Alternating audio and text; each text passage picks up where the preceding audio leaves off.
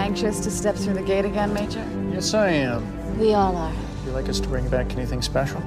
No thanks. Groceries, new outfit, flatware? No, just yourselves in one piece, please. Dial it up. Be safe.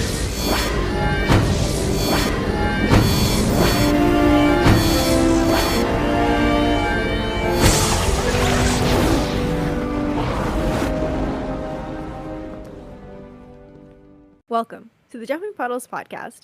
Be sure to listen to us on Spotify, Apple Podcast, and or YouTube.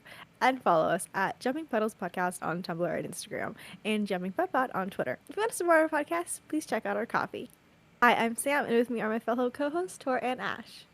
Hey! Hi! And today, we are discussing the first episode of Season 3. That's right, people. 3, No Man's Land.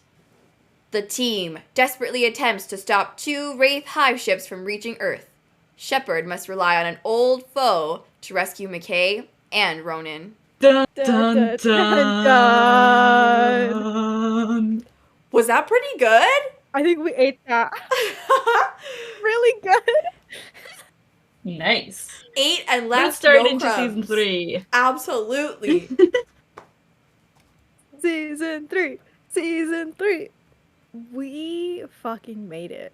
We're here. People say this is the best season of Atlantis. Many people. Lots of fan favorite episodes from this season. So I'm hyped to get into it. Me too. Me too. Me too. Me 3. We will be the judge. No, I'm kidding. But we will. No, we will. We will. Seriously, we're the judges. But we will tell you what season of Atlantis is the best season. And let me tell you right now, spoiler, it was not season 2. We are throwing that all the way off our back. We're washing it off of us. The stink. New season. Kind of. It's still part 2, but whatever. We're just new season, new us, new optimism is back in our voices. The season had been kind of hitting us over the head, and we had lost our joy a little bit there for a little, I think. But now, happiness back. Team still being dumb. We made it, y'all. Absolutely. Yeah, I think we're halfway celebrating finishing season 2 and halfway celebrating getting into season 3. Yeah. Exactly. Where do we even start? Oh my gosh. Well, I feel like this episode starts off with a bang, of course. With another lovely CGI sequence. Some fancy F-302 fighting and flying. Coordinated by the one and only John Sheppard. And this shouldn't be make me so happy, but one of the pilots was a woman. Yeah! And I don't know, that is still rare, I feel like, or at least in the mid-2000s, that was still very rare. Or there was one token, but here. But So true. No, we celebrate the small victories here. yes, we do, always. I mean, Bechdel test. I really do love the intro. It definitely feels like a proper premiere, which is something I think we were complaining about the last episode, and how it kind of just didn't really feel like a finale. And I do think that this one starts off a lot better, a lot stronger. It just kind of throws you in, and you're just sucked back into the world, especially after what must have been a little break back in ye old days before streaming. And yeah, and it looks really good. Every time they do these battles, I think in Atlantis, they just really shine. I think all of the battles, I can't pick which one is my favorite, because I think all of them are just great. Mm-hmm. And I just love how John is doing the Han Solo maneuver with gluing his fighter onto the hive ship. And they even mention that later. Mm-hmm. Someone says, "Oh, that was a good move." I was like, "Yeah, so it's what's in a movie." John, you fucking nerd. He's actually incapable of not info dumping on all of his favorite sci-fi movies. He has to just slip it in there yeah, I saw it in a movie once. I do wonder though, did he actually just see it in the movie, or did he also think it through and was okay, this can actually work? Or is he just Han Solo did it, I can do it? That was definitely it. Definitely the latter. I was gonna say, that just sounds so John. Do you think The Empire Strikes Back is his favorite Star Wars movie? Well, ooh. That's a Tough question. I also feel like he would be one of those nerds as well who's like, no, The New Hope is a classic. Interesting. Mm-hmm. It's definitely a toss-up between one of those two, I think. I wonder what he thinks of the prequels. The prequels. Yeah, that's interesting. I feel like I don't know if you dig him. How old would he be in the 90s? 30s. Yeah. You know what? I feel like he's one of those people who didn't like the prequels when he saw them in theaters, and then gave it, 20 years down the line. Like now, he's like, no. He's like, I like the prequels. Yeah, fair. Now he's like, no, they're good. He's like, Revenge of the Sith. He's like, that redeems them all. True. I don't think he's an Anakin stan though, unfortunately. No. No. I don't think so. He thinks he's too whiny. Gotta love how He wishes he was Han Solo.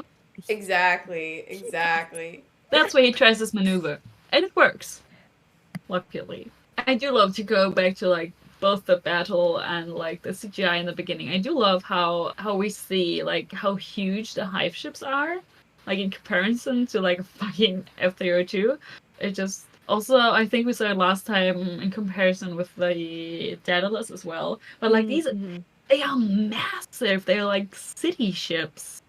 And I think sometimes in space it's kind of hard to like grasp the size of like ships, and also like how they compare to different like between each other. But I think in this case, both last episode and this one did a really good job showing that, and I do like that. I wish we would feel that feel of the ships, of the hive ships a little bit more, to see like more of the interior. I think we see just tiny bit the Lost Boys maybe when they fly into like the Dart hangar or something. Those are cities. There are thousands of people of wraith on there probably if they are fully manned. That's insane.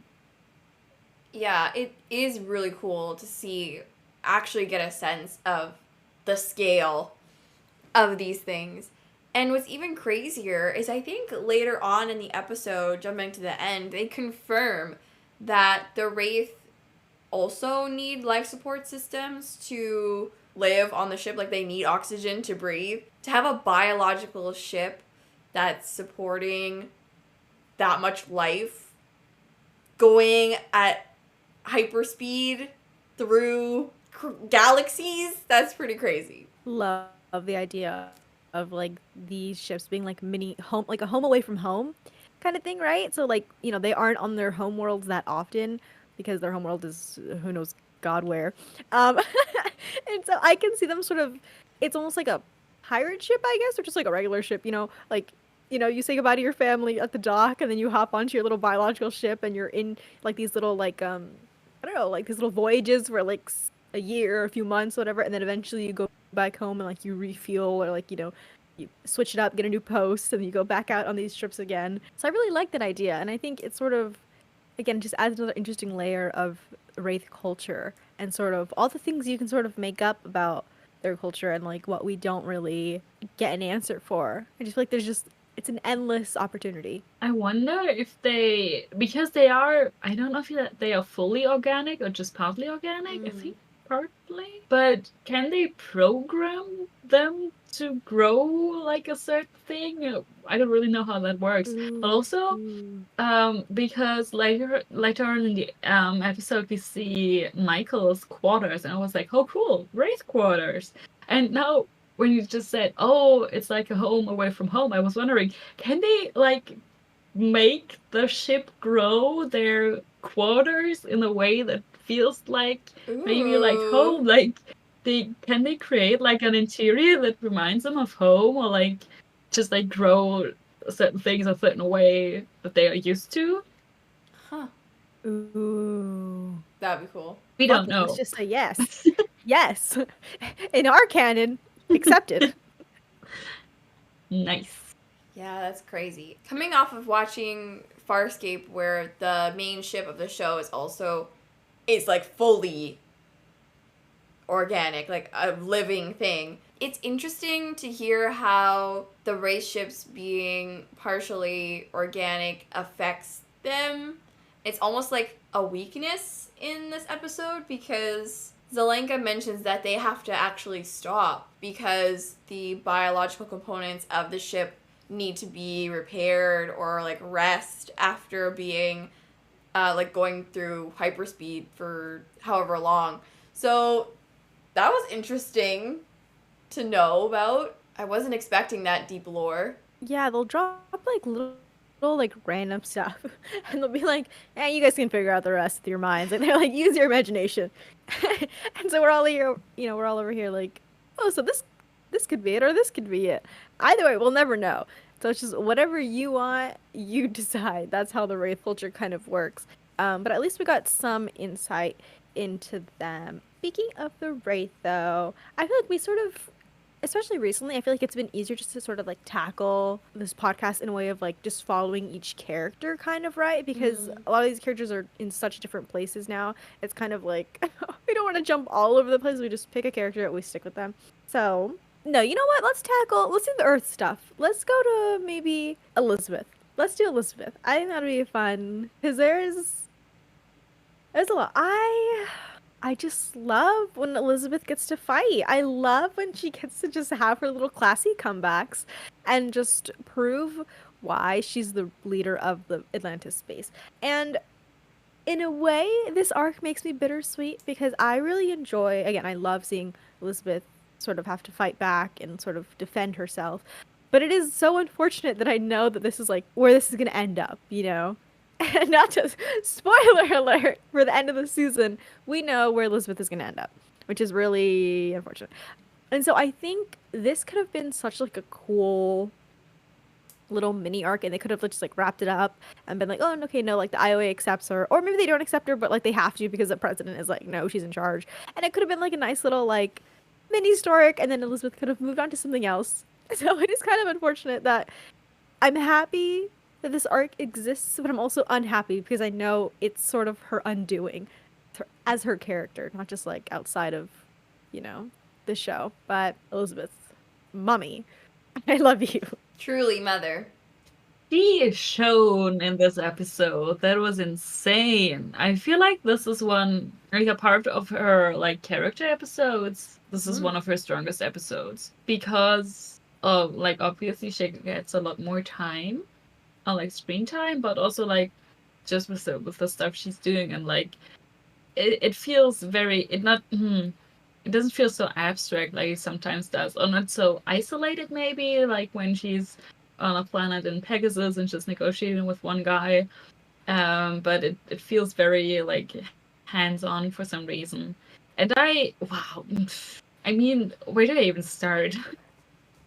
Maybe stick with the IOA for a bit. They are so silly. Like, honestly. Like Landry said in the beginning, they just want to point fingers and they want, like, a scapegoat. But they kind of... They just drag her and saying, like, oh, you put everyone at risk. And it's like, as if she didn't consider, like, all the possibilities of what could have gone wrong if she hadn't made the decision of, like, sending the Daedalus to intercept the wraith and everything. Like, as if she hadn't thought of all the implications. And also, like, her plan, it wasn't even that bad, was it? Her idea was to, like, after the Wraith went to Earth, or started going to Earth, she wanted to send the Daedalus and the Orion to intercept them before they reach Earth. And the IOA was just like, no, that's a shitty plan. Why did you do that? And it's like... What else should she have done? Like, they suggested... I feel like they are so hung up on, like, Earth. Like, their comment about bringing the ZPM back to Earth to power the Arctic outpost is so... And Weir had the perfect counter. She was like, absolutely not. That would not have worked. And, like, why do you want to wait until the Wraith are actually back to Earth? Like, they've made it to Earth before you start launching any sort of defense. So, no, she was in the right. I totally agree. So I think she made sense, and her plan made sense, and They were just like, of course they were scared. You have no fucking idea. Because Elizabeth, I think, I love her so much, but I think she knows that she's the only one who has like all the facts and like all the experience that is needed for this kind of situation. She knows about like the situation on Earth probably better than a lot of people on Atlantis, and she knows about the situation in Atlantis and in Pegasus a lot better than, or like much better than anyone on Earth. So it's so funny that the IOA just criticizes her without like, of course they want to protect Earth, but still their plan doesn't make any more sense than hers does. Plus they don't have all the facts and all the I don't think they see the full picture. They just are unhappy that she made a decision, I guess. Oh, they're not happy that she made a decision. Yeah. And she even says it herself. They're judging her actions in hindsight. So, like, of course you can say after the fact, like, why did you do this? Because then this happened. But she didn't know that was going to happen before it happened. There was no way she could have predicted that, right? So it was very much, it was so bureaucratic in that it was such a waste of everyone's time and energy to stick her in that room away from her city at a critical point in a mission and just complain about her decision. When she could have been in Atlantis, actually helping, coordinating, being in charge where she was needed. Luckily, Elizabeth is our girl, and she ate those bureaucrats for breakfast. She did. She did. She totally did. I love how supportive Landry is through all this. He's such a fan of Elizabeth, and it's honestly, it's cute. I hate that he called her back from Atlantis. That's the whole scene. It's just me yelling. But I don't know. I really, really like how much confidence Landry has in Elizabeth, and it's honestly quite refreshing because everybody just keeps questioning her, and he isn't. He totally has her back. I guess his hands are kind of bound. His hands are tied because of the people overseeing him, I guess. But like he totally has her back, and he kind of helps her through this whole shitty situation with the IOA, and like goes back to her and like talks to her and tells her to get some sleep, which is also something that she desperately needs. So I really, really love that. I really wanted to say, so interesting though that the IOA said they confirmed that in every step of the way, Elizabeth was asking them, "Hey, is this okay?" And the IOA was saying, "Yeah, proceed." For the last episode, like they literally gave permission to everything, and when it blew up in their faces, they tried to paint Elizabeth as the bad guy, and they tried to push her down a flight of stairs, basically. And so I just think that just kind of sums up the IOA. I think perfectly. Is that they just love to fucking yap about the stupidest things and just like time waste. And so they don't have to make a decision. And yes, they just have someone to blame. And Elizabeth called it out like perfectly. And I think, yeah, that scene, everything about that scene was great. And yeah, I think Landry is so cute with Elizabeth. And it's kind of funny because I feel like Landry's kind of just like, I don't know, people have like weird probably opinions. Like, I don't know if people really love him or dislike him. He's kind of a very sassy guy. I feel like it kind of throws people off because he's low-key like hella fucking sassy. And so he had his little sassy moments. And I was like, again, you always feel like get taken aback by when he sort of just lashes out a little because you're just like, why? Like you're not used to like the general or the guy in charge being like that sassy to you. You know, you used to like little sweet Hammond who's like a nice, kind father for you to lay your head on and like cry about your problems to. And then Landry's just like, no, bitch, get to work. Like, you know. But I was really upset with him for that first scene as well. I just feel like there's a lot of weird vibes when he was calling her back. It was very like serious and like he just, again, I get that, you know, he had orders from up top, but he was just really having none of it. He was just like, get over here now, basically like commanding her. And even though again she's not military, so it was like, who are you speaking to in that way, sir? But he redeemed himself by the end just because he was so sweet with her and he kept telling her, you know, like, you got this, like, I believe in you, basically. they can't take this job away from you, is what I was getting from him. He redeemed himself. He ate that one little thing at the end of the episode. Yeah, the courage line is just so good. And I think if I had to use just one word to describe Elizabeth, I would use courage.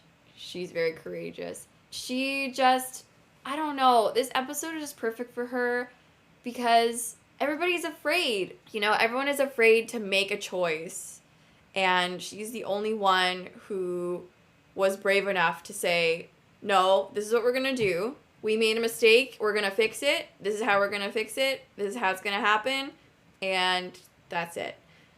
It would have been easy for her to just come back to Earth and then hide behind whatever decision that they were going to make so she could absolve herself of that responsibility. But she didn't, because that's not who she is. She took the reins. She made the decision herself. And she gave them sass back. So I love her for that. And I love her especially for the fact that when Landry was like, oh, they want to keep talking to you. No, when Robert Picardo's character, Woolsey, was like, oh, they want to keep talking to you. She was like, nah, they can talk to themselves. I'm just going to sit here and wait. That was the best power move I've ever seen. Yeah. And I think what makes it so satisfying as well is I do feel like the IOA are sort of stand-in sometimes for like that really annoying part of the fan base that doesn't ever shut the fuck up. Well, I mean, I guess they do now. Like back in the day, they didn't really shut the fuck up. There's like 10 of us in the Stargate fandom nowadays. But so what I love about it is it's literally Elizabeth telling those people, like, what do you want from me? Like, I made this decision. You can't hold me accountable for this necessarily, because I was literally like giving, relaying everything to the IOA, and the IOA was saying, yeah, go ahead.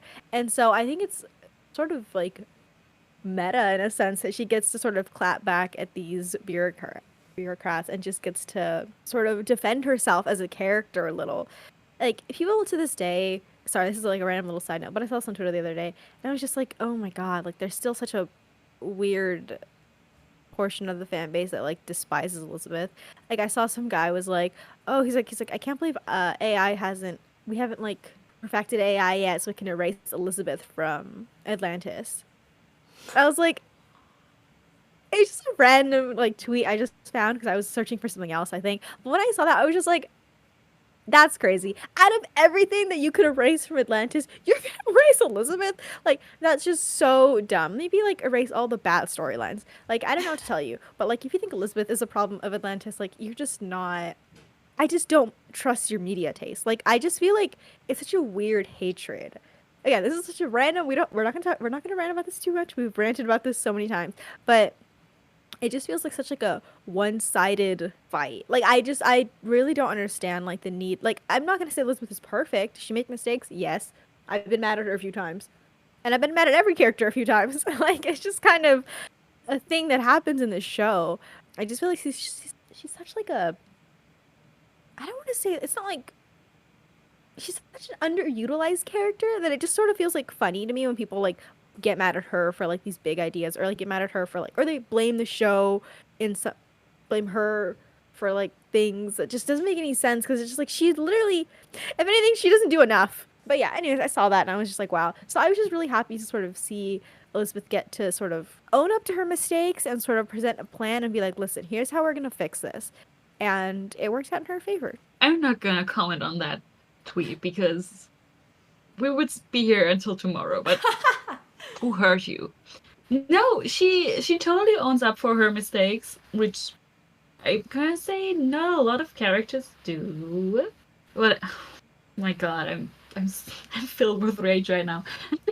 I feel like, I don't know if you can have Atlantis without Elizabeth, to be honest. I feel like Elizabeth is what sets Atlantis apart from, well, one of the big things that sets it apart from the main series. And it's like, she's the queen of Atlantis. I just feel like there's no Atlantis without her, you know? That's just how I feel in my heart. Literally, there's no there's no Atlantis without Elizabeth because she stayed there for 10,000 fucking years to keep the shields alive, to keep the city alive. So if they came back, they wouldn't die. Exactly.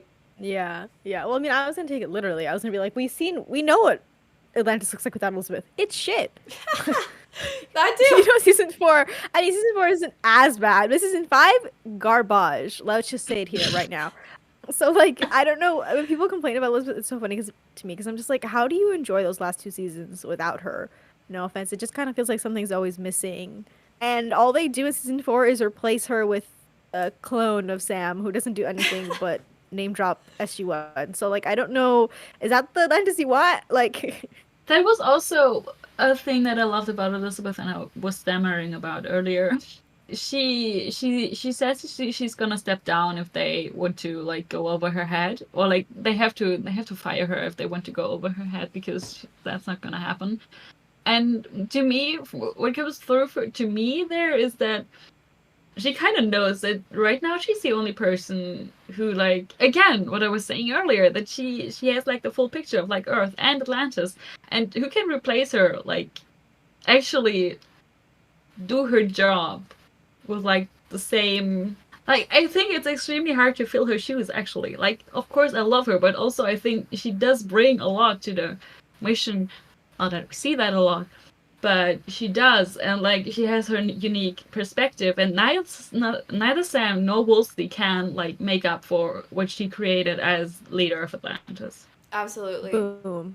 Mic drop. And I also feel like not only her experience, not only her courage, but also the respect that she demands from her people. I don't want to say demands because she doesn't really demand it. She just commands it. Like, it just is given to her because of the person that she is.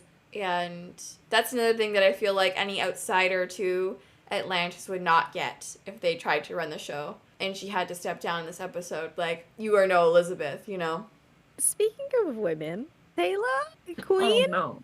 where were you? What happened? That is one thing that I was so mad about. I have a lot to say about Taylor Beth in this episode, but as soon as that is over, as soon as Elizabeth leaves Atlantis, they just forget about Atlantis. Yeah. In a show called Stargate Atlantis.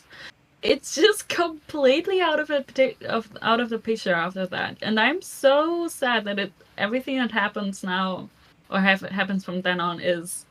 I think they call like once to Atlantis just to tell them that Devils can ship out now or something, but everything is now on Earth. Taylor gets command of Atlantis officially, and we see nothing. I do think, again, have zero memories of like most of the show by this point. But I want to say there's a little bit more of Taylor in Atlantis in the next episode, right? Maybe it'd be like one scene when Elizabeth comes back, or I don't really know. Oh, yes. I think they talk a few Yeah. times.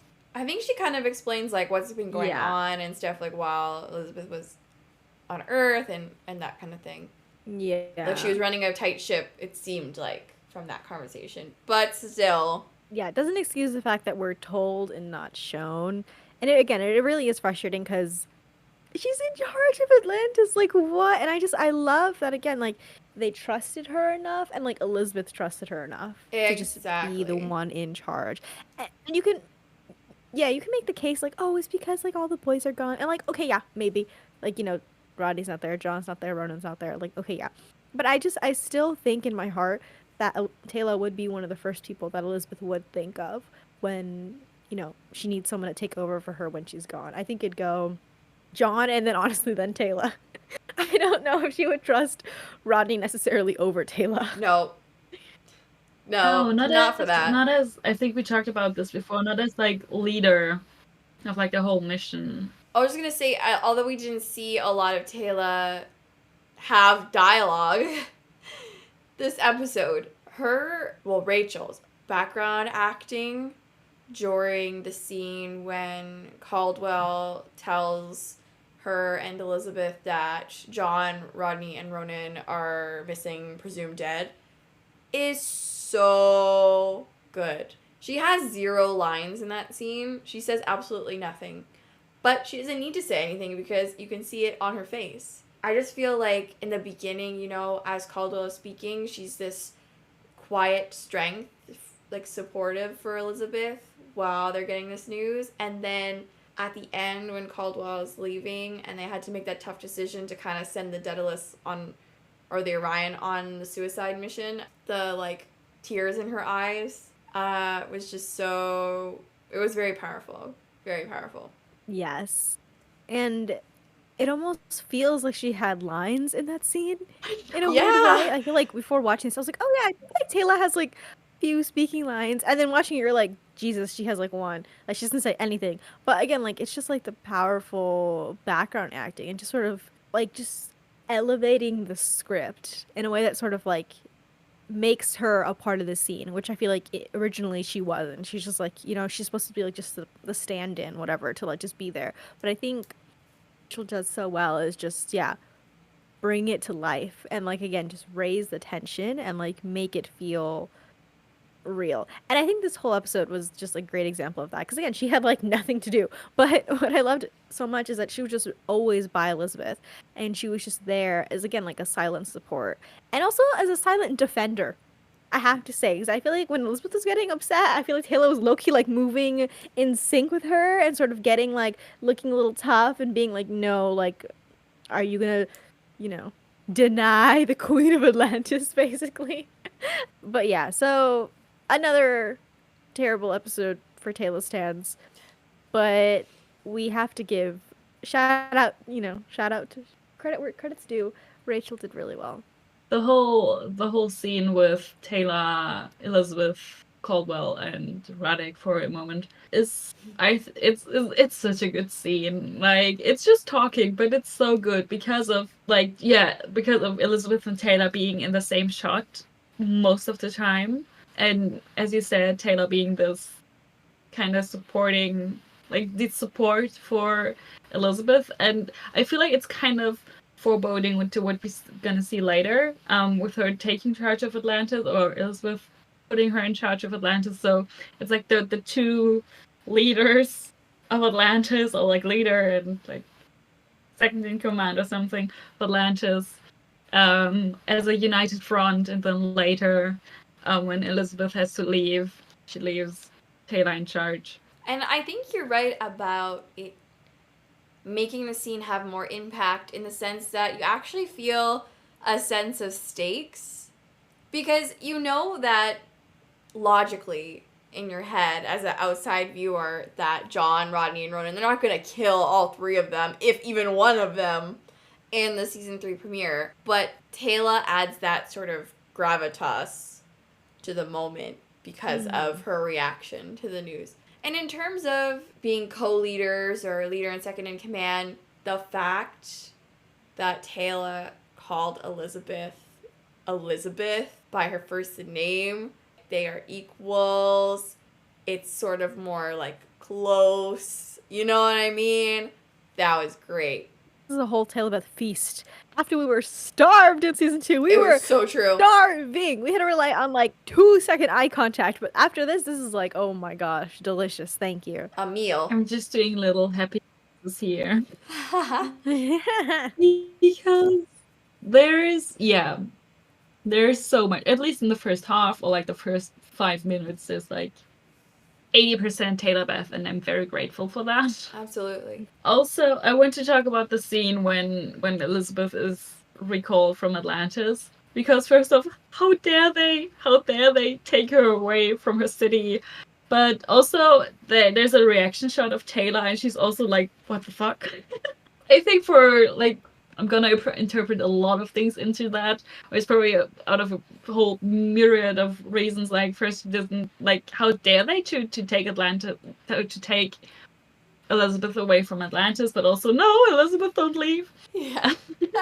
I think it's both the, like, professional and personal aspect there, And then after Landry says, no, you have to step through the gate now. And Elizabeth's like, okay, she's kind of silent. She like gets up. And Elizabeth, Taylor is she's doing like this tiny movement towards Elizabeth and like kind of reaching out. And I died. I absolutely died. I was like, oh my God, are they going to kiss now?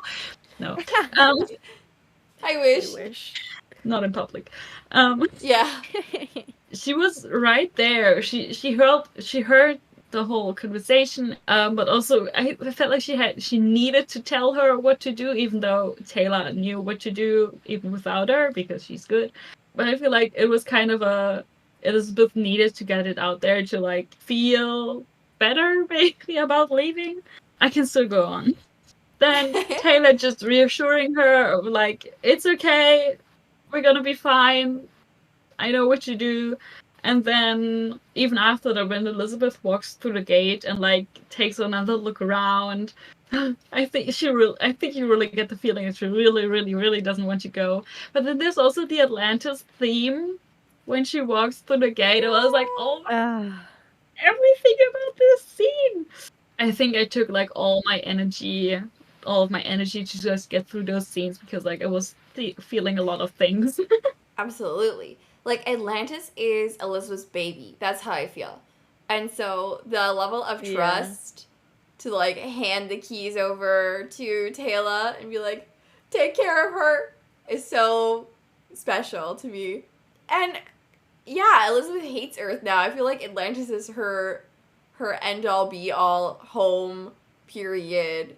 Because I love her little line when she lands in the mountain. She's like, what did she say? I think she says like, oh, it's wonderful to be here. I think it's something like, oh, it's nice to be here. Yeah. Yeah, but so sarcastically, like, she did not mean that shit at all. She's not going down without a fight, and she's not gonna hide her displeasure, which is something I really appreciate about her as well. I don't know, yeah, anytime they show like the bond between Atlantis and Elizabeth, I just get all emotional, because I think it's a very underrated relationship. I think Atlantis, when you look at Atlantis as like a character, which I feel like we often do, I think its connection to Elizabeth is so great. And honestly, its connection to the whole team, very much it becomes sort of like their lifeline, almost in a sense. That's what, Tor always says, island of misfit toys. But I just feel like everyone comes here and they find almost like a purpose. And I feel like that's sort of the main connecting theme for all these characters, is they sort of come here and they get to be themselves, or like be who they want to be. And I feel like Elizabeth is just the perfect character to sort of emphasize all of it. Absolutely. Like, I get why everyone is so crazy about John and Atlantis having like this, that he can like talk to Atlantis or Atlantis talking to him. But honestly, you're missing out on a lot of like Elizabeth Atlantis. Absolutely. Because she lived there for 10,000 years. They have a way more emotional like connection, I feel like. Mm. I do feel like John and Atlantis have like an emotional one, but I feel like it's way less, I feel like that it's more like a crush. And like Atlantis and Elizabeth is like love. Either like, yes. Yeah. Thank you, Tor. Like been in love. Like they've been like they just get each other already. Yeah. But I feel like John's like the new shiny thing. Right? And this is like, ooh, and so they like have a little thing. But at the end of the day, Atlantis is always gonna fall back. Yeah. And like trust Elizabeth, I think. Yeah. They're like this couple that's been married for 50 years and they still like make each other breakfast or like bring each other flowers or something. Yeah. Let's head on over. Speaking of John, let's head on over there because he doesn't do a whole lot either this episode.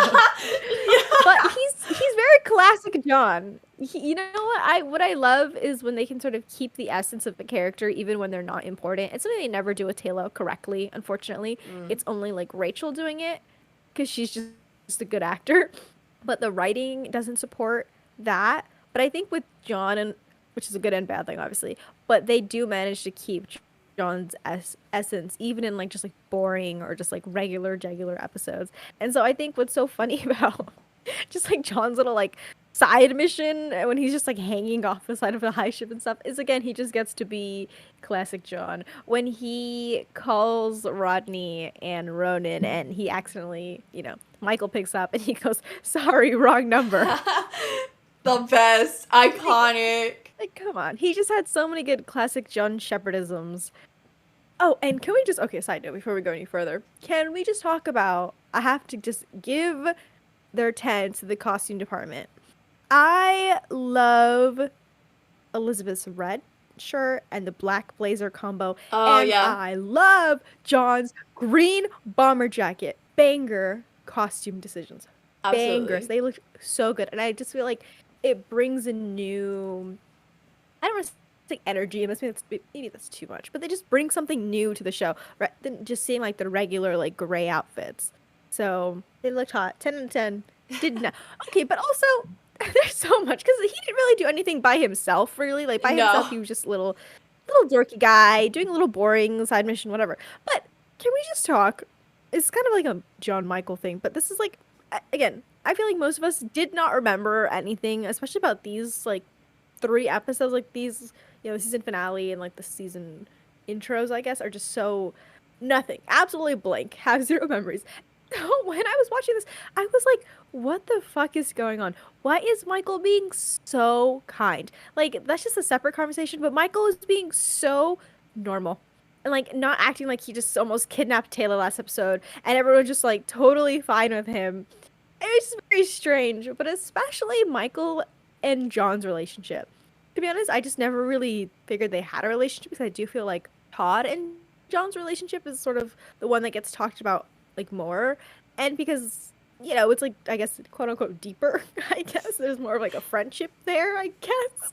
But it is interesting when you think about it, because John and Michael do have a really fucked up relationship. Like, John's the one that, like, held him down and, like, gave him a name, and, like, sort of was the one forcing him into this, basically. Like, I don't know, there's a lot of weird dynamics there. And then so just knowing all that context and then watching this episode, it was so fucking weird. It was so weird. Like, John was being his usual self with Michael. And again, Michael's being so I don't know. I want to hear your guys' thoughts, though, because I was watching this and I was like, why are they dating? Honestly, yeah, I was wondering, I didn't check, but I was wondering if they were like John Michael, if there was like a tag on AO3 after this episode. I was like, I mean, I know people ship John Todd, so why not? It was weird. First off, Michael, he's now officially like outcast in both worlds, like in the human and the wraith. I guess he was so before, but like it's really explicit, like he's barred from parts of the ship. He can't go freely anymore. So there's that. And then he turns so quickly on the wraith. He's like, oh no, fuck them. I'm gonna help the humans now. And John is again so trusting. I don't remember what it was, but Michael's like, oh, if you shoot there or if you do that, then these things are gonna happen. He's like, okay, then I'll tell you where I am. I'm like, where did that come from? Did you not learn anything from last episode? I mean, this time he wasn't deceiving them, but still, it would have made sense to kind of question that and like question his motives and like his story. But no, I feel like Atlantis has trust issues in like all directions. They trust the wrong people at the wrong time, and they don't trust the right people at the right time, like their friends. Absolutely. It's true. But it's weird because, like, you were right. Michael does have, like, nice guy vibes in this episode. He didn't know about the double-crossing betrayal that was supposed to happen. Like, it wasn't his idea. He was like, why did you do that? Like, he was mad. And then he was just being helpful the whole time. Which, after watching this episode, I wouldn't feel terrible if there was, like, John Michael buddy cop episode. I feel like that would have been fun if Michael wasn't weird after this episode. Well, I think what's so interesting is I feel like it's weirder actually on Michael's part. I don't think it's that weird on John's part, because to be fair, I think Michael obviously had the upper hand in the situation. Like, Absolutely. Michael had, all the information on how to like destroy the hive ship or whatever, and like, you know, he could get John to Rodney and Ronon. So I get why John was sort of playing along. It was still strange, but I get why he would do it. For me, it was very difficult to watch Michael being like so trusting of John and being so kind and stuff.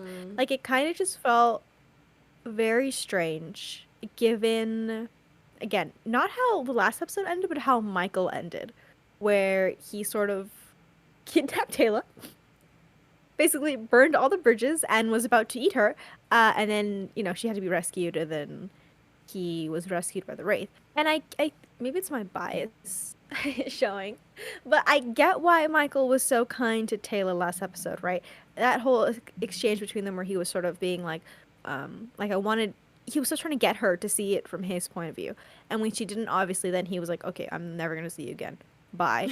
And it sort of felt like, okay, like that was the end. Like, they broke up.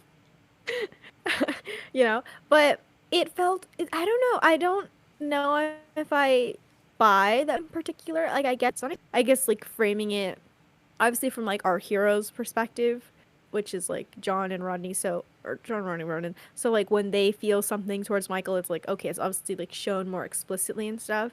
But, again, since I'm still in the mindset that, like, the Atlantis team were in the wrong, it just feels so jarring to watch Michael be so kind to, like, his torturers, basically. And, again, he's so helpful, and he's, like, he says good luck to John. What else? I wrote down some of the lines because I was just so freaked out. Oh, and then the big one, well, he says good luck, and I was like, okay, weird.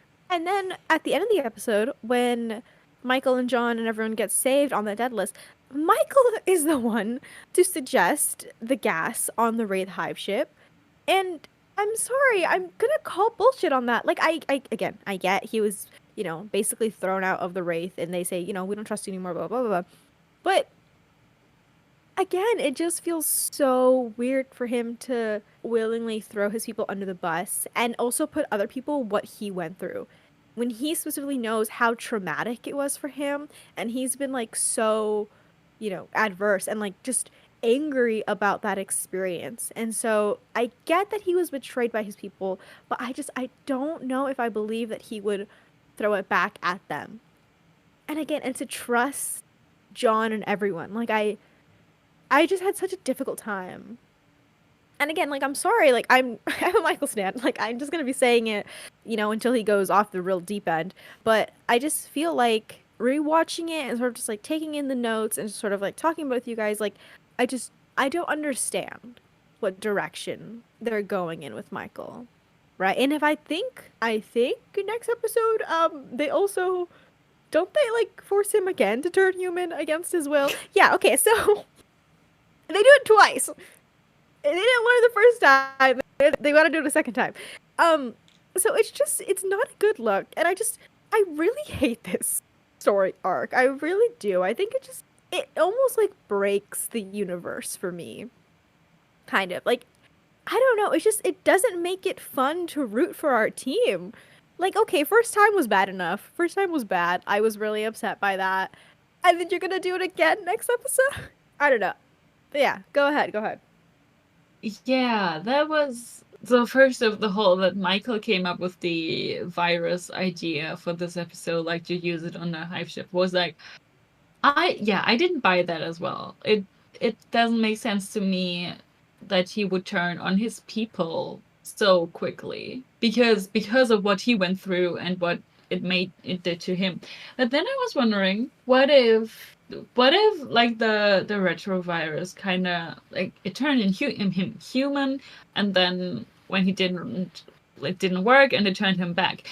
Maybe it didn't turn him back all the way, and maybe, like, some of the humanisms still, like, stuck to him, so it was like a double fail because it didn't keep him human, but it also didn't turn him entirely wraith again.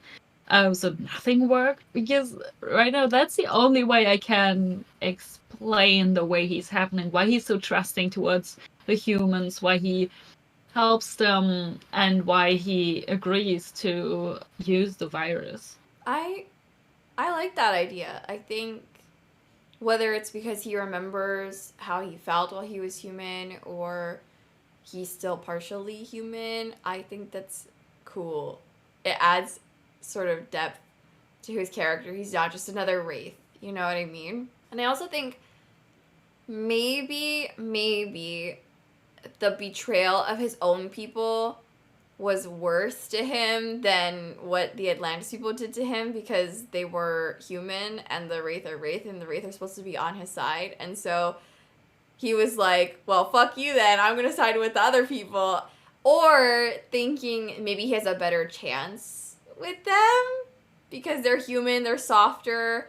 Maybe they'll be more easy to get rid of or manipulate than other wraith. I don't think that he believes that they're kinder than the wraith because they certainly tortured him.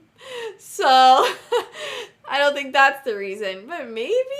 Who knows? No, actually, I like the ideas you guys both presented. I think both can sort of like fit into this context, and I think it sort of like helps like make this story like a lot smoother. I think my one gripe still is I wish we would have seen more anger or just more conflict or just more emotions from Michael in general. Because I just feel like I think the problem with this episode is just he's so passive. He's just kind of like, okay, like the wraith kicked me out. Like, I mean, he gets a little upset, but then he's like, all right, let me just help John, break everyone free. Again, it sort of just feels like the story is happening to him, right? And he's not really reacting as much as I would have hoped. So I think I take both of those ideas you guys presented and I'm like, okay, yeah, that makes sense. And I actually like those ideas a lot more. But I wish there was just a little bit more to let us know what he was feeling. Because this whole, like, switch, like, this is just, like, nice guy is just so fucking weird. And it just does not sit right with me. Yeah, he's kind of like, oh, I'm so sad. But that's it. In terms of emotions. That doesn't fit with what we've seen before, I think, because we did see him show a lot more emotions, like when he found out, like, as Michael Canmore. It's just weird because we did see Michael as, like, Michael Canmore and human, that he did see his emotions and, like, being extremely angry. And also, when he turned back into a wraith, the whole thing with Taylor, and so we know he can feel more emotions than just like being kind of there. So it is a weird switch. Like to make it so quickly is kind of sad, and would be cool to have seen even when Ronon kind of like goes at him, like Ronon does. He doesn't really do anything. Maybe he's depressed. Yeah. Maybe. Well, no, I was gonna say, I was like, if you would have told me that this was the episode that Connor Trinneer wasn't in, I would be like, okay, that makes sense. Like, it feels so weird to me that they actually do have Connor as well there, and he's like just a flat line, like nothing really to him. Like, and I don't blame him at all. Like, I know he's a great actor. It definitely all blame goes on the writing. But yeah, it's a weird decision. And I wanted to say though, circling back really quick, I feel like the main reason why John Michael maybe isn't the most popular is I genuinely think that Michael's too nice, I think, for John. Yeah. Like, I know, especially in this episode, but I just feel like maybe not too nice. Maybe he's just not as funny. I just feel like there's no banter there. Like, I don't think Michael's that witty. I mean, I feel like he tries to be, but I just feel like his dynamic just fits more with Taylor. I feel like, because they can both just, like, talk, without all these, like, stupid little, like, one-liners that Michael would just be like, what the fuck are you saying? Well, Todd definitely thinks that's so endearing. He's like, wow. He's like, this human doesn't shut the fuck up. He's like, I like that in my men. Like, like... He's speaking straight up gibberish. Yeah. He's like, that's so hot. I like when my food talks back to me. Yeah, like Todd wants a little bit of sass. And John wants someone to put him in his place. So, there you go. That's why John and Michael don't work out. We solved it. Yeah. There were so many John-isms. Sheppardisms? phrases, iconic Sheppardisms. lines that John dropped this episode. Like, just line after line after line. That was so funny. And I feel like most of them were when he was in the F-302, like, docked on the hive ship. Just so good. Top form. I think, again, not to go on like another huge rant. I feel like we always end up talking about it. But I think something that credit where credit is due. Joe is just so fucking good at playing this character. Like, he's literally just in a ship. Like, he's just, you're basically just, like, in an enclosed room, basically. Like, you can't do anything but act. I know you're supposed to do that anyways. But, like, it's just, there's something so charismatic about a character who can just sort of, or like an actor who can just pull off a character in such, like, a strange situation. Like, okay, if you get thrown in a room and they're like, okay, pretend you're, like, in an abandoned, little spaceship on another spaceship traveling through space with just you and this little pilot, like this little console thing. Like, it's hard. It'd be so difficult to just pull that. And obviously the writing, let me give a compliment. It does help. It does, prop Joe up to be, his best self, I guess. But yeah, credit where credit is due. He's just so funny. Like, even when when they don't give him anything to do, he's just fucking funny. Like, all of his little facial expressions, Yeah. hilarious. Have we arrived? Have we arrived to the main fucking event? I think we have, guys. Everyone, please put your hands up for Ronon and Rodney buddy episode. Yay! Dare I say, again, with having zero memory of later seasons, this is definitely my personal favorite episode from them. Especially because I know they get episodes later on, but it's like that weird love triangle nonsense where it just becomes like more like hate than banter almost. Like, it's sort of like mean banter. But I just feel like in this episode, it's actually so perfect. No fat jokes. Thank you, God. I know bars on the floor, but thank you. Like, they're so funny together. They're like polar opposites, and they stay that way when they are together, but it kind of works. Like, when they're, like, for most of the time they're just stuck in those cocoons. What are they called? Like, in the and Rodney is just like catastrophizing, like, oh, we're gonna die this way or that way. What would be worse? The dying by wraith or dying by being burned? Those are the worst. And Ronan is just saying nothing or like barely anything, just fighting for his life the whole time. And then, yeah, also later when Ronan is rambling on and just like, I forgot what he's talking about. But finally Ronan gets free and Rodney is like, what the fuck are you doing? Why didn't you tell me anything? And Rodney's like, I would have told you if you would have shut up for like 5 seconds. Honestly, oh my god, they're amazing. I love them. Wow. I think they're becoming one of my favorite like dynamics in the whole show. Oh, it is so good. I have a weakness for character who's like big and doesn't talk a lot, and paired with character who talks way too much and is much smaller than them. I just the opposing energies are just so funny. It's so good. Their comedic potential is astronomical. Like you were saying, their opposing philosophies, so good. Rodney is such a pessimist and a nihilist. Nothing matters. We're gonna die. Who cares? And Ronan is like, the eternal flame of hope continues to burn in his soul regardless of anything. So the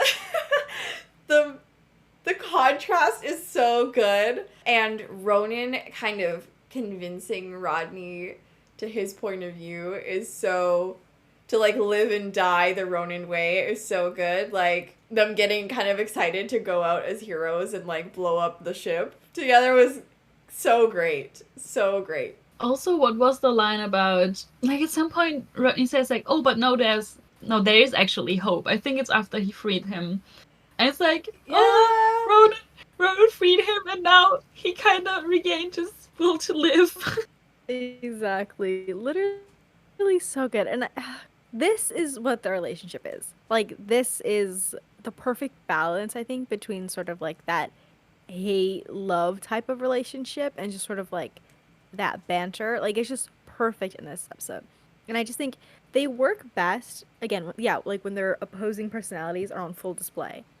Like, it's so fun. And like, they don't even have to go overboard like they do later. But like, it's just perfect when you just bring it down to basics. It's just perfect.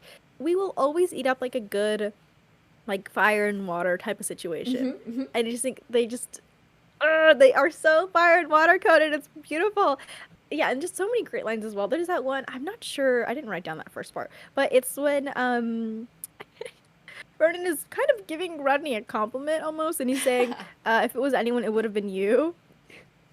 But Rodney's like, that doesn't, that's not comforting at all. And I'm like, was Ronon trying to flirt there? Like, it's like, was he actually trying to just be nice and give a compliment? And then just Rodney took it, obviously, in the worst way possible.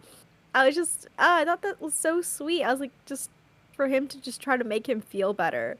And I love that he sort of understands Rodney so well already, and it's only been like maybe like a year, right?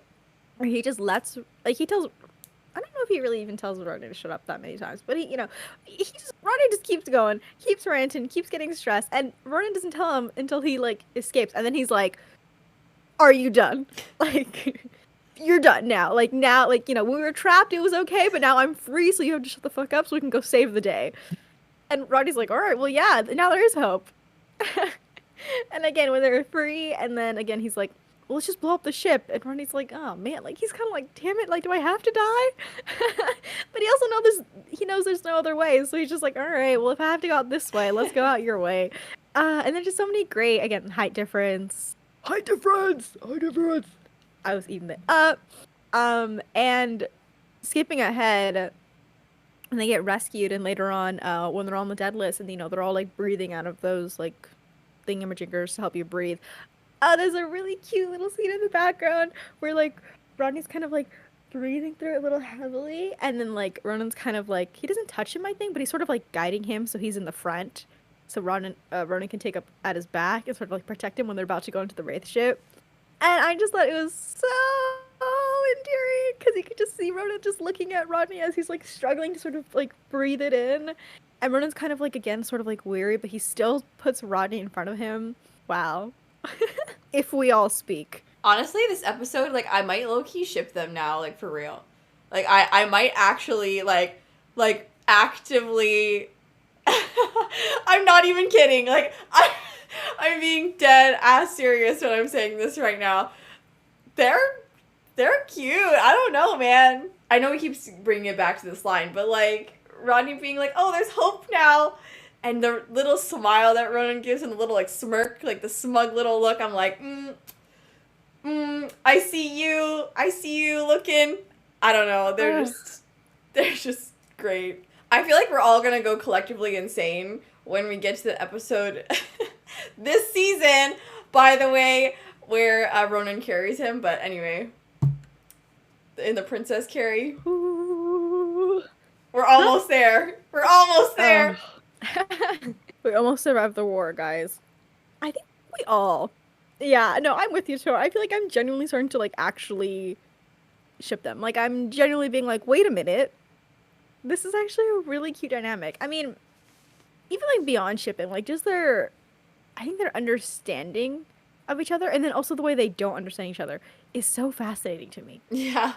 It's so incredibly interesting. Mm-hmm. They are from such different walks of life as well, like completely different lives, but so interesting when they're stuck together. And just Rodney calling Ronan big guy will always just be a very special moment in my heart. Yeah, and now I'm thinking about Rodney healing his scars and how Rodney... No! That was and the hug! hug! Oh my god! Oh my god. And that deleted scene in the episode for season 4, it's not McKay and Mrs. Miller, the other one, Miller's Crossing. There's a deleted scene where John and Ronan run into Rodney's room while he's packing, and they're like, can we come with you? Like, can we help find your sister? And all this stuff. And it was deleted. But No! I'm just thinking about how they just want to be there for him. And now I'm just like, oh, I'm in the feels right now. I don't know. The boys were just so cute this episode. The three of them as well, not just Rodney and Ronon. I feel like even John's concern about them, like when Michael was trying to tell him the plan to like blow up the part of the ship, and John was like, well, Rodney and Ronon aren't there, right? Because I don't want to blow them up. And also just John knowing exactly how Ronon and Rodney think, especially when they're together. So he knew exactly where to find them in the ship. When he actually got on board, that was just so... Those peak leadership skills for once. And a testament to how much he knows them. That he could find them so easily. They are such an underrated trio. I think, to be honest, Atlantis in general, I feel like, I don't know, I guess maybe because there's more characters, it's harder for them to sort of like have these like trio scenes. But I feel like, for example, like Ashua, and I feel like you would always have like Sam, Daniel, and Teal'c. Or like Sam, Jack, and Daniel. Like, you know, that kind of like 3 scene. Like, oh, Daniel Volcamp. Like, you'd always have like those scenes, right? But it is a little more difficult in Atlantis because, again, I just feel like there's so many characters. But, you know, we've talked about how much we enjoy the leadership trio. That's such a fun trio always. But I really do feel like the John, Rodney, and Ronon dynamic is just really underrated as well. I feel like it's very much like Dumb, Dumber, Dumbest kind of vibes when all 3 of them are together. Absolutely. And so any scene with just them 3 will always just crack me up and will just give me like a 10 out of 10. Like that little reunion scene where they're just like in the hallway talking and like Ronan's about to just jump Michael and Rodney's like, no, like I can do this, I think, or he's like figuring something out. Like, I don't know. It's just so cute. And then speaking of John stopping Ronan from going after Michael was such just another great little scene from the 2 of them. And the way John just goes, because I said so, and then that just made Ronan stop. That was it. That was enough for Ronan. Amazing. That wasn't the only trio that I enjoyed this episode. I also really enjoyed the one John, Zelenka, and Rodney scene as well. That made me laugh so hard. Oh, John, you're so stupid. I was going to say, I completely forgot that scene existed. Like, again, zero memory. But I think it's such a funny scene of when John's looking at like his little computer, and he all of a sudden, out of nowhere, he starts to hear Rodney's voice in his head. I was like, okay, not them giving us Wig Shep crumbs. And then it flashes back to that fucking little scene of John being a dumbass in the middle of like their lunch, and him just completely tuning them out, and them being like, oh yeah, he's not listening. Like, fuck it, whatever.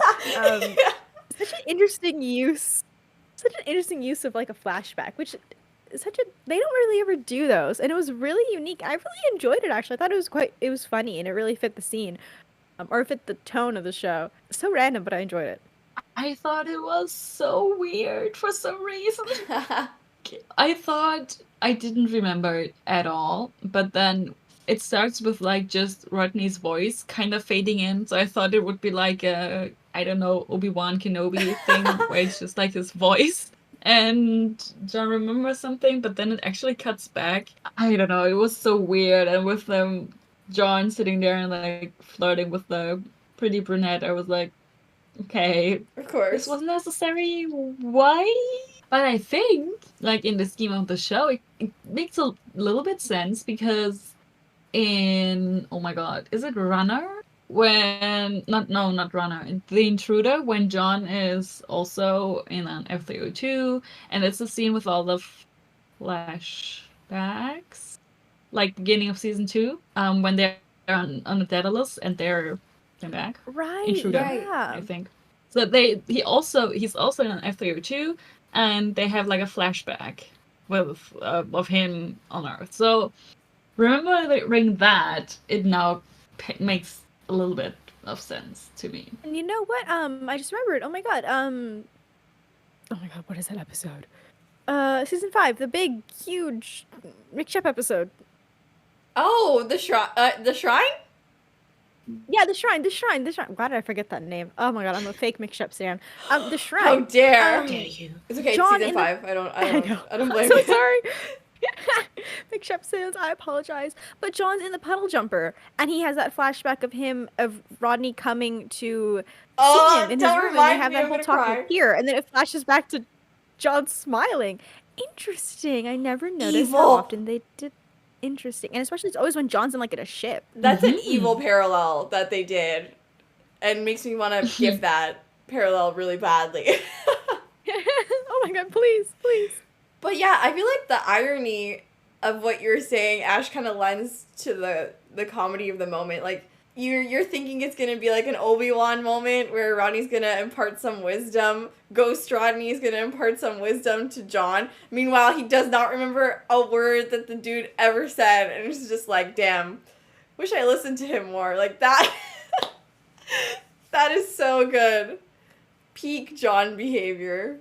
I just love when they sort of use these like creative decisions to sort of like spice up the show, because obviously, you know, it is like a regular network show back in the day. You know, they were very like serialized, they were very like, they were shot in a specific way and everything, and I think SG1 especially did really such a good job with like visual gags, right? I mean, you remember all like the iconic episodes like that are usually like more humor based, and obviously there wasn't as many of those in Atlantis because it's not as like comedy, you know, it's more of like an action show. But I do really appreciate just them spicing it up and like trying something different and bringing different types of humor into the show.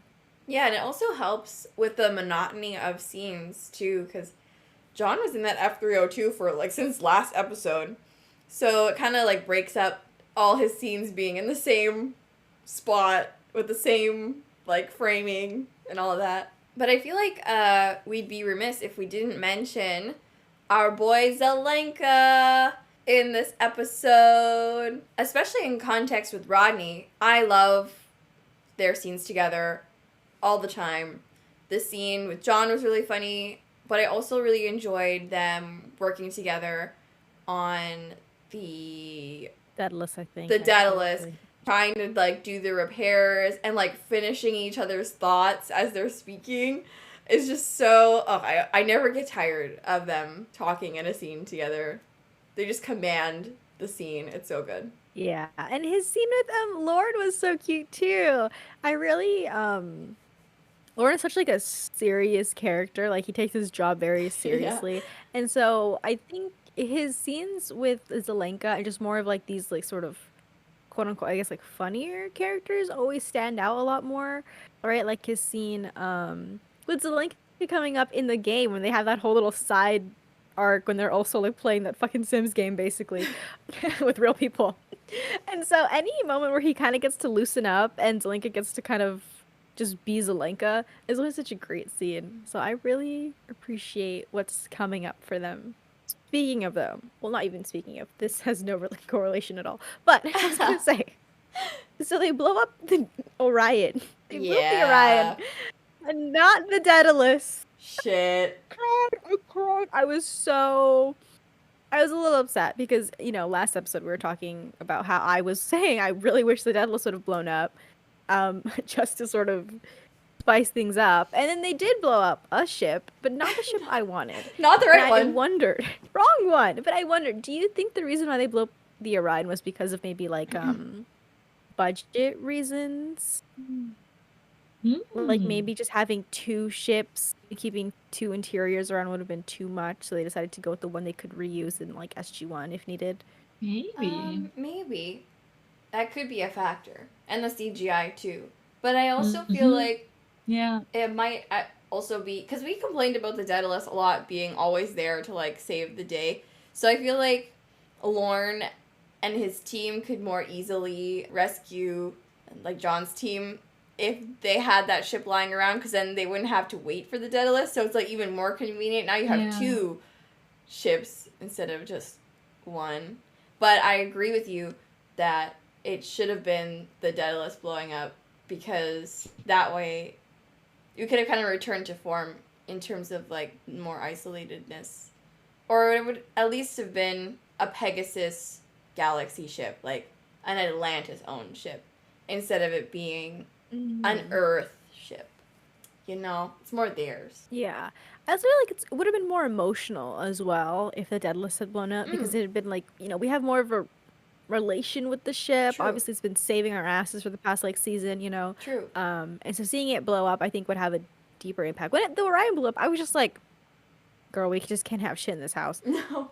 I was like, this ship didn't even work properly, and they decided to get rid of it. And I was Already. like, no, let us keep our little like fucky ship. Like I would have kept it around, even if it can't, have shields or weapons. Just like have it around just in case you need to like ferry people out of there or something. Didn't have a chance. I think I'm the odd one out here because I really like I'm really sad that the Orion blew up because I really liked it. I was so happy that Lorne got to command her. I was like, oh my god, Lorne is on the bridge with Zelenka and trying to make it work somehow. I was really proud of him and really happy for him, and then it blew up and it was really sad. It was sad. And I think with the Daedalus, like I see why you would have preferred her blowing up, but I like the Daedalus and I like the characters on the Daedalus. I have a weird affinity towards them for some reason. That's fair. Maybe because I like Star Trek so much, and they have like it's often about like a starship and their crew, and I don't know maybe if it's that, but I really liked the Daedalus, and I feel like I would have been devastated if they destroyed her, because I feel like it would also mean that most people like that most of the character would have been gone, and I was no, I don't want that. So I'm fine with that decision, but I'm still super sad that the Orion got blown up but I also think it might have been overkill to have two ships. That's fair. Yeah. Okay, I want to ask you guys a question. At what point did you guys realize that this was a 3-parter? When there was like 3 minutes of the episode left and they still hadn't gotten off the ship that was killing them, I was like, wait a second. Is this gonna resolve in time? I'm not sure about this. I knew before I started the episode, I think, because I looked something up, and then I saw the next episode and I was like, oh yeah, it's a 3-parter. How about you, Sam? Yeah, no, I remembered literally at the end as well. I was like watching it, I was like, oh, this is like a great time. Like what I was gonna say, I was like, wow, like I think this is like a really like good part 2. I was like, I think it actually sort of like enhances that part 1, right? I wasn't really a big fan of, but I was like, this is way better. I was like, I'm feeling it a lot more. I was like, wow, this is gonna be a really good episode. Like they're just gonna wrap it up and we're gonna go home. And then towards the end, I was like, I wrote down, I was like, wait a minute. I was like, is this the part 3? I was just so confused. And when the credits rolled, I was like, I take back any compliments I was gonna give. I was like, you ruined it. I actually really don't like that this is the part 3, I think. I kind of don't think that was necessary. And to be fair, let me say, maybe I'll change my mind after I watch the next episode. But I kind of just feel like this story wasn't strong enough to hold up 3 episodes. And I think they could have ended the episode somewhere. Maybe like Michael escapes, or I don't know what happens. Or all the wraith. They could have figured out a way to like save the Daedalus before having to board the wraith ship. And I think they could have had the next episode set up for maybe the mid-season parter, or just had this episode later on down the line. Because, yeah, I don't know, it just feels like it's dragging. Like, by the end, I was like, okay, I think this will resolve well. And I was like, and then I'll be, like, happy. And then it didn't resolve, and I was like... I feel like the 3 parts are a lot more disconnected than a lot of other 3-parters, or even 2-parters. Also, with the next episode, I think it's gonna be about them turning a wraith human again, and then dropping them off on a planet, and then ditching them or something. I think I don't mind so much because I'm just rolling with it. But yeah, I think I know what you mean. I think I like this. I think it's a good episode. It's a solid episode. And I don't know if it makes last episode better, but I do like this one. So, having no segue at all, I just want to give a tiny shout out to the Queen. Even though we didn't really see her, she was like 2 scenes. I was like, I wish we could have seen her more, because I do like the Queen. She looks super cool, and her throne looks super cool. And then they killed her. I was really sad. That it wasn't necessary, but it's kind of cool. It's kind of cool that they are immune to the virus. Yeah. I don't really know why, Interesting lore. they are. And there's this little kind of funny scene where they go into the throne room and Lorne kind of tries to check on the queen. Is like, hey, are you okay? You're safe. And she's still a queen. She's not a human. And she kind of like lifts him up by the throat, and then they shoot her, and she dies. And then Rodney's like, oh yeah, I was wondering, or we were wondering if like the writers would work on women. And Lauren's like, well, you could have told me that before. Oops. Yeah. So good. So good. They're just idiots. But yeah, sticking with the wraith, we talked about it last time that James LaFuzznos is not gonna be the random wraith commanders or wraith anymore. I was like, oh, I already miss him because there's one scene with another wraith, and I was like, that is not James. I can tell. I think it was mostly his voice, but I also felt maybe I just really missed James. Oh no, I think I was just talking about how like I could tell by like his voice that it was Todd, and that like I think the makeup might have looked a little strange, probably because they were maybe not used to sort of having someone else be in the wraith prosthetics, so maybe they were just like having to refit new features onto the mask as well, and it felt so weird to see like Todd without the wraith tattoos as well. Like, just started to see, like, a plain wraith. I was like, wait, what the fuck? But yeah, no, I definitely think we miss James, for sure. But I wonder who else steps up to be sort of, like, the generic wraith person. Because I know that eventually Chris obviously goes into, or plays Todd. And I think he stays playing Todd, mainly. I mean, I think Holland pops up, like, 1 or 2 times, in the future. But for the most part, he just stays as Todd. So I wonder who became sort of like the de facto wraith guy. Let's see. Random stuff.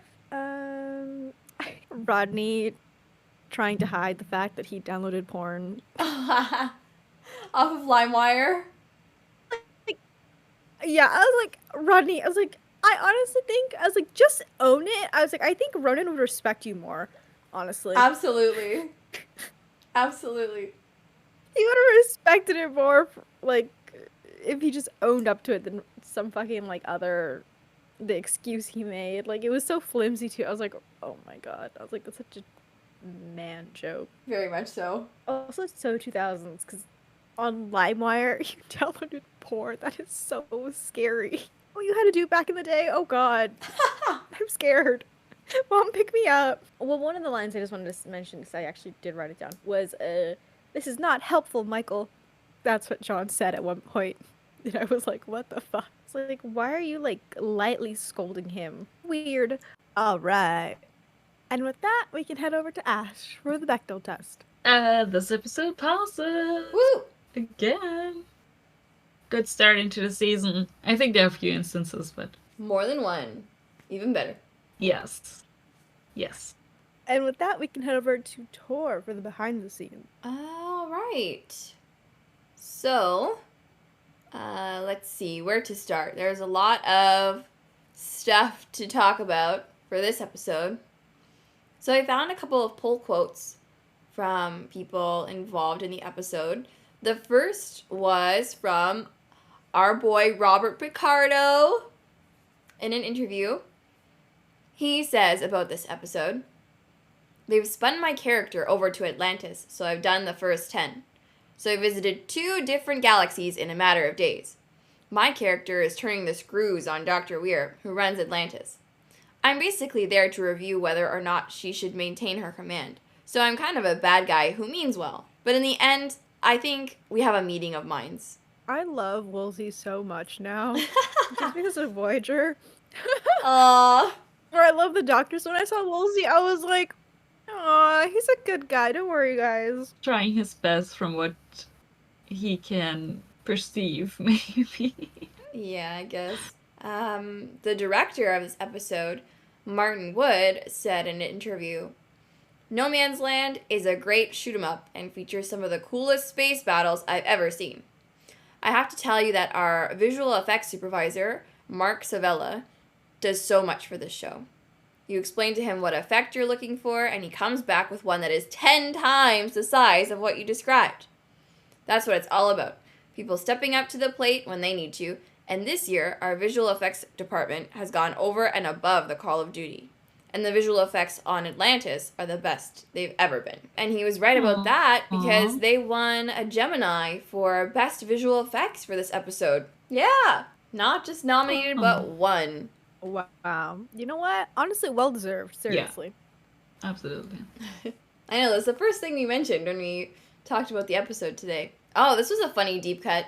I know we talked about Andromeda a lot lately in these behind the scenes, but the scenes where Ronon and Rodney are stuck inside the wraith cocoons is similar to a scene in Andromeda, the episode The Widening Gyre. Tyr, who's like the warrior type, and I don't know his name, if it's Seamus or I think Seamus, the engineer, are captured by the evil people and cocooned. So similar situation to Ronon and McKay. They also have a very similar relationship to Ronon and McKay.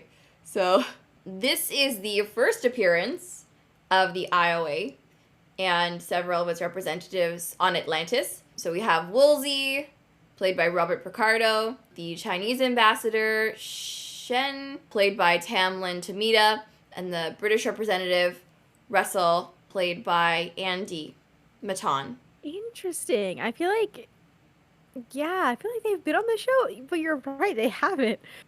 But I guess they're just such a big part of like later SG-1, and also in universe as well, that it kind of just feels like they've always been a part of it, but they haven't. I thought the same thing. Maybe because Woolsey has been around before, but it's now officially like as part of the IOA. In this episode, the Orion's hyperdrive managed to almost keep pace with the Daedalus, which suggests that it was equipped with an intergalactic version of the ancient hyperdrive instead of the interstellar one, like the Aurora. So it was an even better ship than the Aurora, and it got... Don't say that. Don't tell me these things. Sorry to rub the I'm salt already in the upset. wound. Also, we have a kill count for this episode. A hive ship is destroyed by the Orion, which brings the total since the expedition got to Atlantis to 8. 8 hive ships destroyed. Damn. I thought you were like 8 wraith. I was like, that doesn't sound right. Imagine. Oh, 8 hive ships. Damn. Damn, not bad. 8 hive ships in 2 years.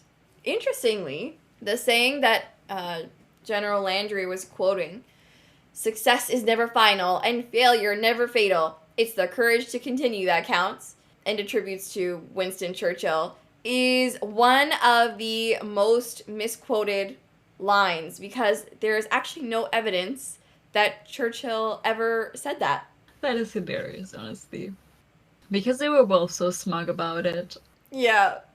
Like, Elizabeth was picking up on his reference, but meanwhile the reference wasn't actually real. Maybe in the Stargate universe it was. True. That was an inside joke. Maybe they found proof. Yeah. Using the Stargate, somehow. For time travel again. Exactly. There we go. This is also the first episode of Atlantis in which the Ori are mentioned. Ooh, yeah. Whoa. Interesting. First This is time. the first episode. It's 3 seasons in. Damn. For our cast this week, we already talked about Christopher playing the Wraith. He's also known for playing Bigfoot on Sanctuary. Not sure if we mentioned that before, but just thought I'd put that Sanctuary cut out there, especially for Ash. So Bram Taylor played Lathan, who also played a villager in SG-1 during the Avalon Part 1 episode. James Bamford, the Daedalus pilot, is the flight coordinator for Stargate SG-1 and the stunt coordinator for SGA. Nice. Good man. He also made a little cameo in the Stargate Atlantis episode, The Siege Part 2. Ooh. Nice. Now, for the title of this episode in different languages, it's pretty much always called No Man's Land, except for in French. They call it Threat on the Earth. Wow. Pretty on the nose. It's gotta be different over there, huh? Yeah, so that's the end of the behind the scenes. Okay, so... Oh no, we go to you for Fic Rec Corner. Sorry, I thought I was gonna go back to polls. Okay. Actually, stay with Tor. doesn't get a break. No, more talking from me. So. Yay. Thanks, Ash. So I thought we'd change it up again, this week. We did some Ronon Rodney last time. We're going to go back to some Gen fic, and this fic is actually a Lorne-centric fic. So, this fic is called Lorne, Season 3. So, basically, it covers every episode of Season 3 and dives deeper into whatever Lorne was doing in each episode of Season 3.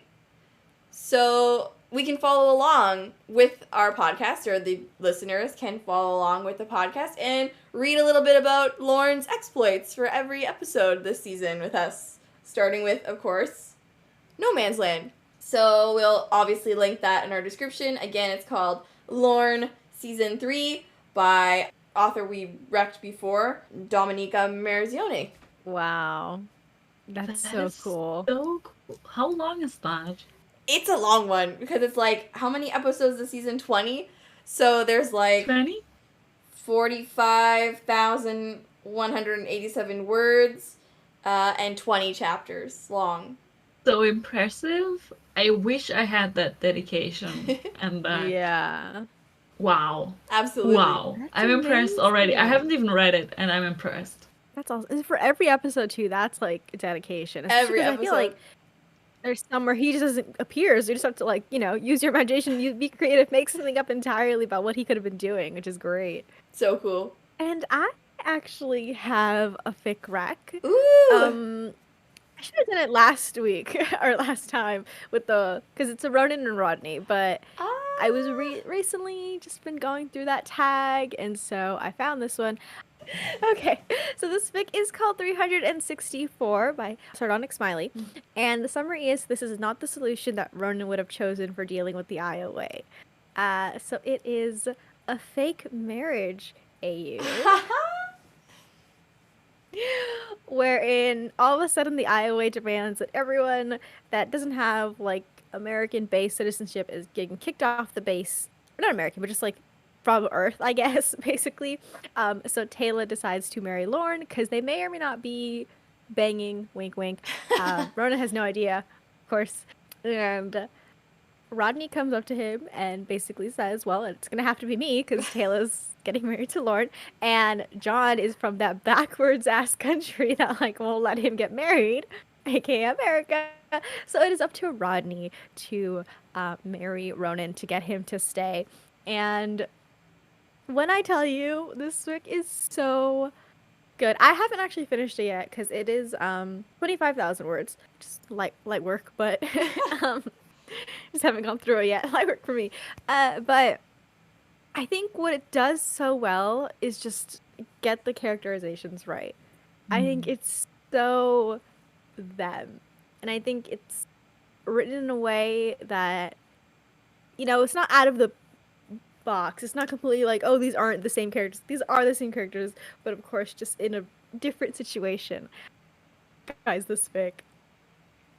It's so cute sounding. So good. So fluffy. It sounds so wholesome. Yeah. It's just so them too. I feel like it just fits them so well. Cannot recommend this enough. Amazing. I gotta read it tonight. That's my bedtime story for tonight, I think. Please, because I am hoping it really, I mean, I'm sure it'll end well, but I'm like, oh no, I hope there's not like the big miscommunication thing right before, but either way, I hope they solve it quickly. Fingers crossed.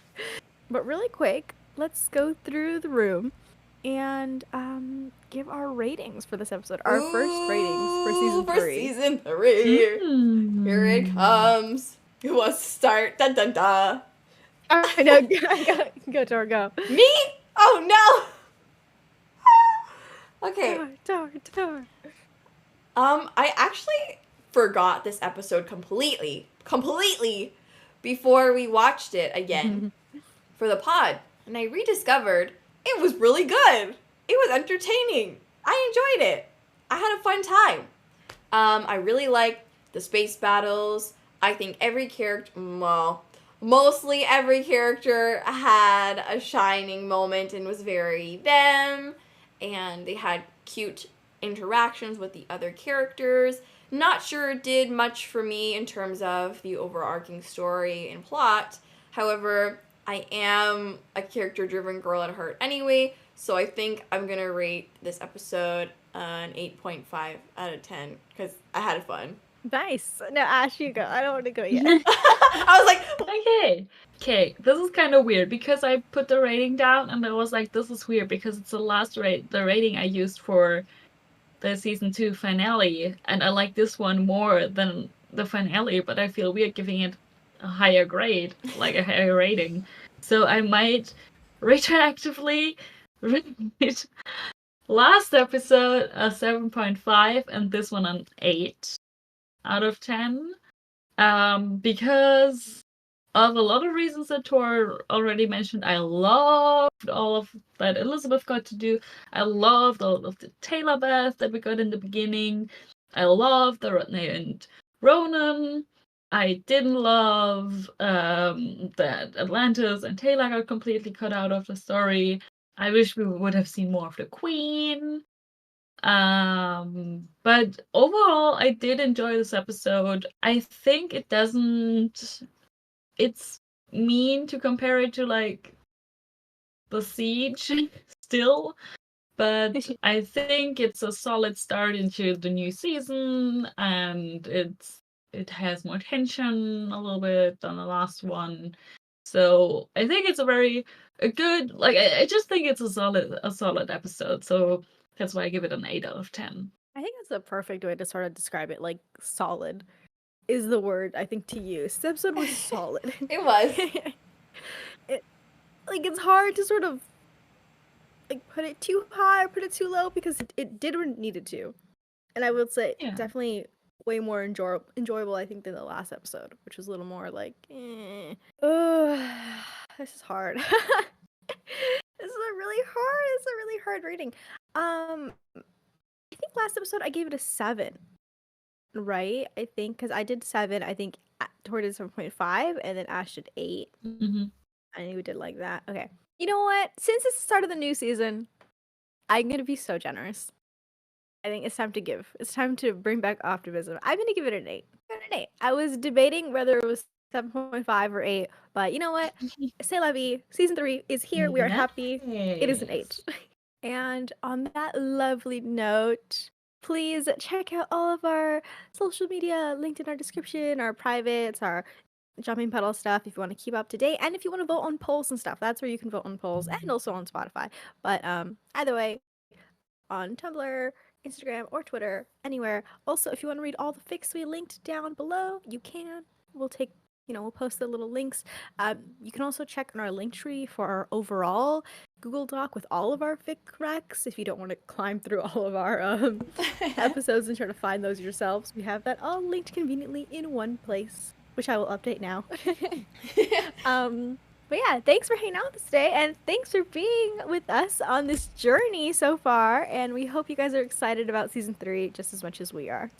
Heck yeah. Season 3, here we go. Bye. Bye. All right, you clowns, listen up. I don't often get a chance to say this, so savor it. Good work, boys and girls. Let's go home.